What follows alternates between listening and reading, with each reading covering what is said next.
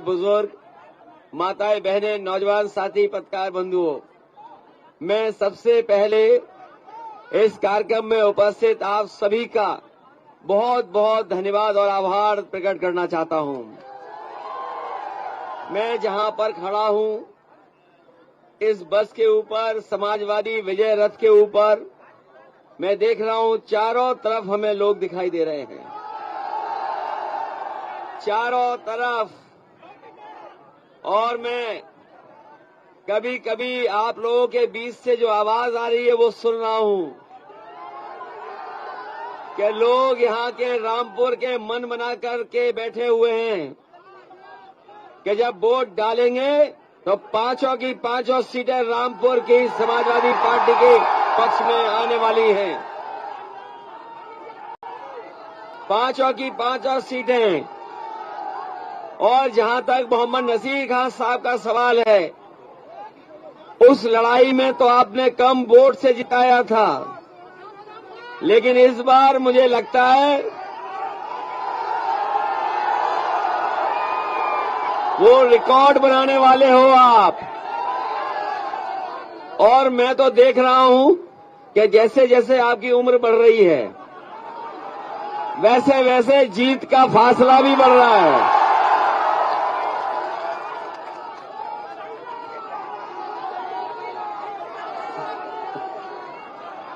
जैसे जैसे पहले से अब 5 साल ज्यादा हो गए इनके, 5 ही साल तो ज्यादा हुए हैं। तो बताओ आपकी जिम्मेदारी क्या बनती है? ये सरकार बनाने का चुनाव है, सरकार बनाने का। और न केवल सरकार बनाने का चुनाव है, बल्कि उत्तर प्रदेश के भविष्य को बनाने का चुनाव है। बाबा साहब भीमराव अम्बेडकर जी ने जो संविधान दिया है, संविधान बचाने का चुनाव है। जो लोग जानकारी रखते होंगे वो जानते होंगे कि नई लोकसभा बन रही है, इसलिए लोकसभा जो नई बना रहे हैं, ये भारत का लोकतंत्र बचाने का भी चुनाव है।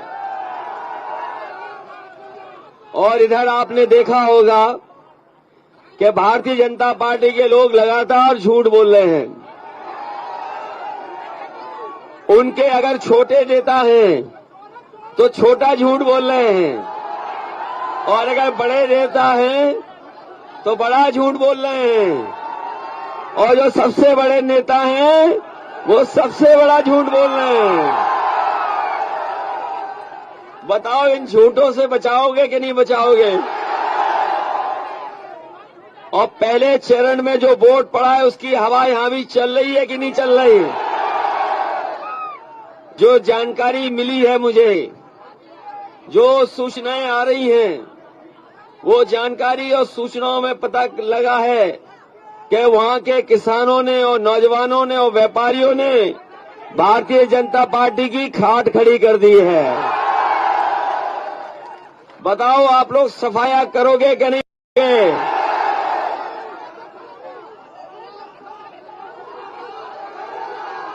इसलिए मैं आप सबसे निवेदन करना चाहता हूं, समाजवादी पार्टी आपके भविष्य को बेहतर बनाना चाहती है। और जो तकलीफ और परेशानी आपके बीच आई है, ये कभी किसी ने सोचा नहीं होगा कि मोहम्मद आजम साहब पर इतने झूठे मुकदमे लग जाएंगे। न जाने कितने झूठे मुकदमे लगे हैं।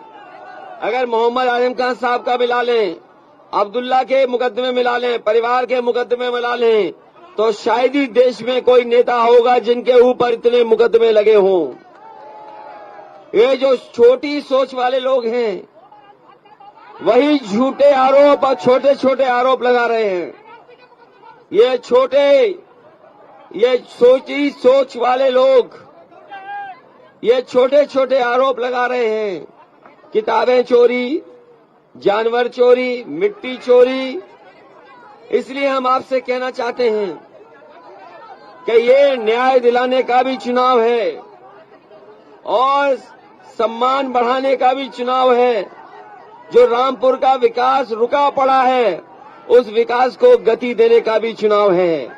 क्या आपने नहीं देखा कि 700 किसान शहीद हो गए, तब 3 काले कानून वापस हुए।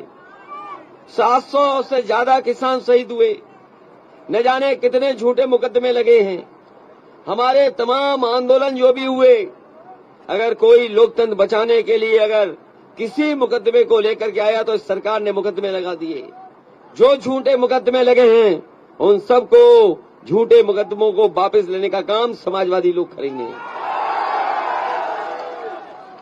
अभी हम लोगों ने तय किया है कि सभी लोगों की 300 यूनिट फ्री बिजली होगी।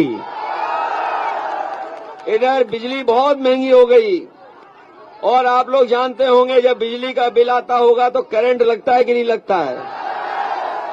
किसानों की सिंचाई माफ होगी और हर फसल उनकी एमएसपी पे खरीदने का इंतजाम भी समाजवादी सरकार में होगा।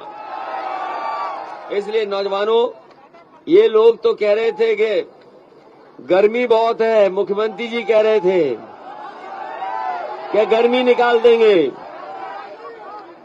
यहाँ पे किसी के घर में फ्रिज है कि नहीं है फ्रिज? और जब फ्रिज खराब हो जाता है तो अंदर गर्मी हो जाती कि नहीं हो जाती है? तो हमारे बाबा मुख्यमंत्री क्या कंप्रेसर हैं? इसलिए जो लोग गर्मी निकाल रहे थे, पहले चरण के चुनाव के बाद भी उनके नेता कार्यकर्ता ठंडे पड़ गए हैं। इसलिए इस चुनाव को अपना चुनाव समझते हुए हम भरोसा दिलाते हैं कि आज हमें और आपको कमी महसूस हो रही है मोहम्मद आजम साहब की। कभी नहीं सोचा था कि आजम साहब को इतनी परेशानी आएगी। उनकी यूनिवर्सिटी बंद कर दी गई। वो तरक्की पसंद उनकी सोच है। मोहम्मद आजम खान साहब की तरक्की पसंद है। वो चाहते हैं कि लोग पढ़े लिखे बने, लोग खुशहाल हों, रोजगार मिले, नौकरी मिले। इसीलिए इतनी बड़ी यूनिवर्सिटी बनाई थी। ये भारतीय जनता पार्टी के लोग पढ़ाई के दुश्मन हैं। ये नहीं चाहते कि आने वाली पीढ़ी पढ़ी लिखी बने, जागरूक हो। और जब पढ़ी लिखी होगी, जागरूक होगी तो भारतीय जनता पार्टी के झांसे में नहीं आएगी। इसलिए मैं कहना चाहता हूं कि आने वाले चुनाव में आप एक एक वोट दे देना। ये न्याय का चुनाव है, ये खुशहाली का चुनाव है, ये सम्मान बढ़ाने का चुनाव है। और जो विकास रामपुर का रुक गया है, पुनः रामपुर का विकास करने का चुनाव है। इसलिए मोहम्मद नसीर साहब को ऐतिहासिक वोटों पर जिताना और वही अब्दुल्ला आजम है, इनको भी जिताना।